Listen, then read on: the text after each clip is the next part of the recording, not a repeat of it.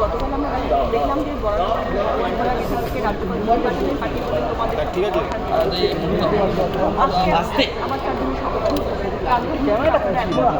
আমার যা বলার আমি আজকে হাউসের ভেতরে সব বলবো। গতকাল আমাদের বিজনেস অ্যাডভাইজারি কমিটির মিটিংয়ে সিদ্ধান্ত হয়েছে নবনির্বাচিত 4 জন সদস্যকে আমরা এখানে আজকে তাদের শপথ গ্রহণ করাবো। রাজ্যপাল তার চিঠিতে কী বলেছেন সেটা আমি বলতে পারবো না। বিধানসভা তার নিজস্ব নিয়ম মেনে চলবে, সংবিধানকে মান্যতা দিয়ে বিধানসভা তার নিজের মতো করে চলবে। তাতে কোনো অসাংবিধানিক বা অন্যরকম ইরেগুলারিটি এটা আছে, এটা আমি মানতে পারি না। বিধানসভা ঠিক তার মতো রুলস অনুযায়ী চলবে।